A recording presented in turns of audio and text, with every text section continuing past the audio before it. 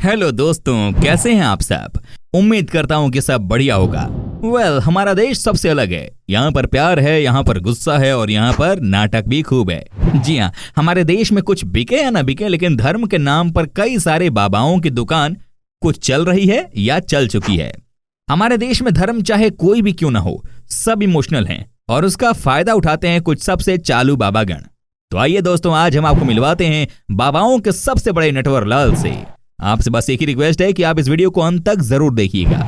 Number 1, Gurmeet Ram Rahim. इनके बारे में क्या ही कहा जाएगा। आपको याद ही होगा कि ये अपने आप को मैसेंजर ऑफ गॉड कहते थे।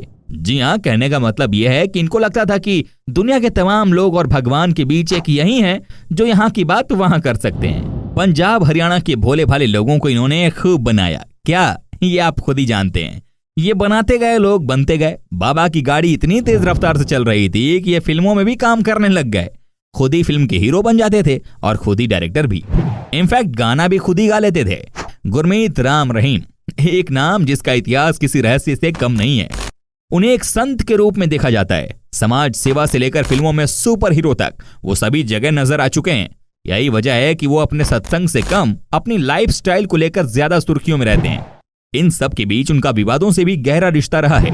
डेरा सच्चा सौदा प्रमुख राम रहीम पर एक साध्वी के साथ रेप का आरोप लगा।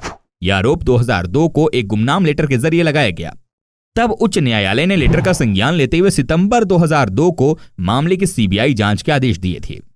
इतना ही नहीं, बाबा पर 400 साधुओं को नपुंसक बनाने का मामला भी दर्ज है।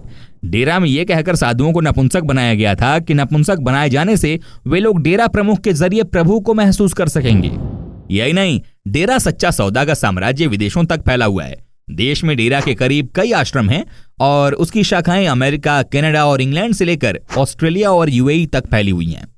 जानकारी के मुताबिक डेरा प्रमुख पर यह भी आरोप है कि वो अपने आश्रम में निजी सेना को प्रशिक्षण भी देते रहते हैं। बाबा जब बाहर निकलते हैं तो उनके साथ कई अंगरक्षक भी दिखाई देते हैं। आरोप यह है कि 700 एकड़ के सिरसा वाले आश्रम में एक छोटी मोटी सेना को भी तैयार किया गया था। आजकल बाबा जेल की हवा खा रहे हैं और वहीं से अपनी रासलीला जारी रखने की कोशिश करते हैं। नंबर 2, संत रामपाल। 1951 में रामपाल का जन्म सोनीपत के धनाड़ा गांव में हुआ था। अपनी शिक्षा पूर्ण करने के बाद उन्होंने हरियाणा सरकार के सिंचाई विभाग में जूनियर इंजीनियर की नौकरी ज्वाइन की, लेकिन कुछ ही दिनों बाद उन्होंने इसे छोड़ दिया और धार्मिक कथाओं में लग गए। इसमें कोई गलत बात नहीं है कि अगर कोई नॉर्मल लाइफ से अलग होकर धार्मिक जीवन जीने लगे, लेकिन दिक्कत तब आती है जब कोई धर्म को ही अपना धंधा बना देता है, जो कि संत रामपाल ने खूब किया। अगर इनके गुनाहों की बात करें तो शायद दिन ही निकल जाए, लेकिन आप समझिए कि इन्हें पकड़ने के लिए हरियाणा पुलिस के छक्के छूट गए। तकरीबन 52 करोड़ रुपए का नुकसान हुआ था हरियाणा पुलिस का। सतलोक आश्रम में एक बच्चा और 4 महिलाओं की लाश मिली थी। आपको बता दें कि इस मामले में सतलोक आश्रम के संचालक और उनके अनुयायियों के ऊपर जिरह पूरी हो गई थी। 19 नवंबर 2014 को हिसार के बरवाला शहर के सतलोक आश्रम में एक बच्चे और 4 महिलाओं की लाश मिलने के बाद रामपाल और उसके 27 अनुयायियों के खिलाफ हत्या और बंधक बनाए जाने के तहत केस दर्ज किया गया था। जबकि एक अन्य केस रामपाल और उसके अनुयायियों के खिलाफ तब दर्ज हुआ जब आश्रम में 18 नवंबर को एक महिला का शव बरामद हुआ था। साथ ही दूसरों की जमीन हथियाने से लेकर सारे गलत काम ये नकली बाबा करते थे, जो कि अभी जेल की हवा खा रहे हैं। नंबर 3, निर्मल बाबा। दोस्तों, ये हैं सबसे बड़े बाबा नटवरलाल। जी हाँ, क्या आपने कभी किसी ऐसे बाबा के बारे में सुना था कि जो सिर्फ समोसे और हरी चटनी की बात करते हो? जी हाँ, निर्मल बाबा मार्केट में आए ही थे समोसे और हरी चटनी को बेचने के लिए। फ्रेंड्स, ये भी बहुत बड़े फर्जी बाबा थे जो कि लोगों के पैसे ठगने के लिए जाने जाते थे। इनके ऊपर भी कई बार गंभीर आरोप लगे। इन्होंने भी कई लोगों के साथ बदतमीजी की। सोर्सेस से जो इन्फॉर्मेशन मिली है उसके मुताबिक इनके ऊपर किसी भट्टे को गैर कानूनी तरीके से बेचने का भी आरोप है। लेकिन एक बात थी, अगर ये निर्मल बाबा नौटंकी बाबा का काम नहीं कर रहे होते तो यकीन मानिए कि ये किसी बड़े होटल में अच्छे खासे शेफ होते। ब्रेड पकौड़ा में धनिया मिलाकर हरी चटनी के साथ खा रहे होते। नंबर 4, जाकिर नाइक। ये भी फर्जी मौलवी अपने आप को दुनिया का सबसे बड़ा ज्ञानी मानते थे, लेकिन कई सारे गैर कानूनी काम करते हुए ये पकड़े गए। जी हाँ, कहा जाता है कि ये इस्लाम को बढ़ाने के चक्कर में कई सारे ऐसे काम कर गए जो कि बिल्कुल गलत था। धर्म प्रचार की आड़ में जाकिर नाइक बगदादी ब्रिगेड को भारत से आतंकी सप्लाई करने वाला मैनेजर बन गया था। जाकिर नाइक के खिलाफ पिछले 2 साल से तमाम एजेंसियां जांच कर रही हैं, जिसमें टेरर फंडिंग से लेकर मनी लॉन्ड्रिंग तक के मामले शामिल हैं। इस जांच के घेरे में जाकिर नाइक और उसकी संस्था है। आतंकवादी घटनाओं और गतिविधियों की जांच करने वाली नेशनल इन्वेस्टिगेशन एजेंसी यानी एनआईए ने जाकिर नाइक और उसकी संस्था इस्लामिक रिसर्च फाउंडेशन के खिलाफ पिछले नवंबर में एफआईआर दर्ज की थी। इस एफआईआर में जाकिर नाइक और उसकी संस्था पर गैर कानूनी गतिविधियों में शामिल होने और धार्मिक समुदायों के बीच नफरत पैदा करने के गंभीर आरोप लगाए गए हैं। मामले की गंभीरता को देखते हुए इनके मुंबई दफ्तर को हमेशा के लिए बंद करा दिया गया। इन्होंने धर्म के नाम पर सिर्फ जहर ही बोया था। नंबर 5, रामवृक्ष यादव। उत्तर प्रदेश के गाजीपुर का रहने वाला रामवृक्ष यादव धर्मगुरु बाबा जय गुरुदेव का शिष्य रह चुका है।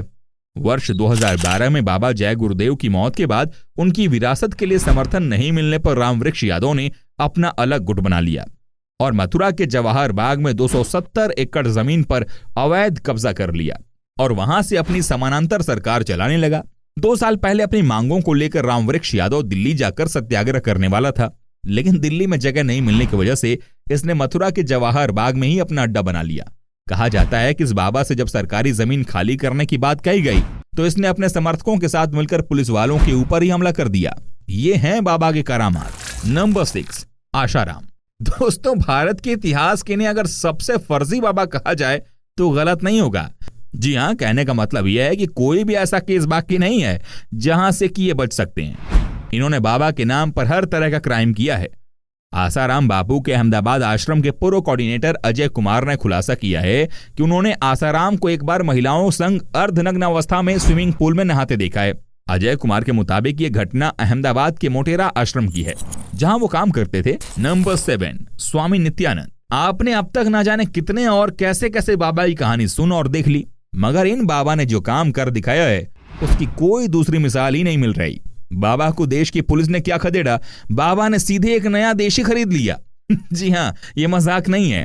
यौन शोषण के इल्जाम से घिरे इन बाबा ने भारत से भागकर भारत से करीब 16,000 किलोमीटर दूर एक नया देश बसाने का ऐलान किया है। इस नए देश के लिए पासपोर्ट से लेकर देश के संविधान और कानून की भी रूपरेखा तय हो गई है।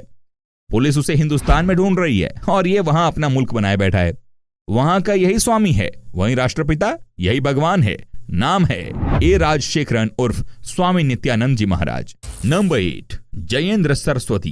कांची मठ के 69वें प्रमुख शंकराचार्य जयेंद्र सरस्वती अब इस दुनिया में नहीं है। कई स्कूलों, नेत्र चिकित्सालयों तथा अस्पतालों का संचालन करने वाले कांची कामकोटी पीठ की स्थापना 5वीं शताब्दी में आदि शंकराचार्य ने की थी तथा जयेंद्र सरस्वती इसी के मौजूदा प्रमुख थे।